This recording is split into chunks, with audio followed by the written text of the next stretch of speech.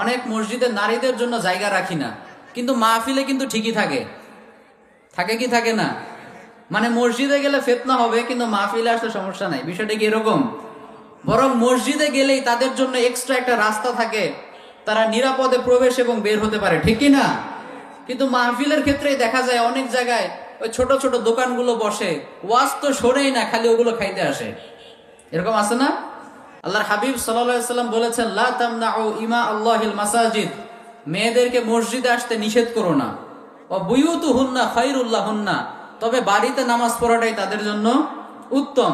কিন্তু কোন নারী যদি মসজিদে আসতে চায়, আপনার সাধ্য নাই তাকে বাধা দেওয়ার, ঠিক কি না? তাকে আপনি বাধা দিতে পারবেন না। তো যাই হোক, আমাদের মসজিদগুলো তো নারীদের ব্যবস্থা করে দেওয়ার দরকার আছে না নাই? আছে। কারণ একজন নারী যদি ঠিক হয়ে যায়, পুরো জাতিটাই ঠিক করে দিবেন কে? নেপোলিয়ন বলেছেন, give me an educated mother, I shall promise the birth of A civilised educated nation. Napoleon বলেছেন, তুমি আমাকে একটা শিক্ষিত মা দাও, আমি তোমাকে একটা সভ্য শিক্ষিত জাতি উপহার দেব। সুবহানাল্লাহ পড়েন। কারণ মা যেটা শিখবে, অনাগত ভবিষ্যতে যতগুলো সন্তান হবে সবাইকে শিখাতে পারবে না? পারবে। এই মেয়েদের পেটগুলো, এগুলো তেলের খনি, গ্যাসের খনি, স্বর্ণের খনির চাইতেও অনেক দামি খনি, ঠিক কিনা বলেন? আপনাদের এই তো দিনাজপুরের হাকিমপুরে মনে হয় লোহার খনি পাওয়া গেছিল না? জানেন এটা আপনারা? সর্বপ্রথম লোহার খনি কোথায় পাওয়া গিয়েছে বলেন তো?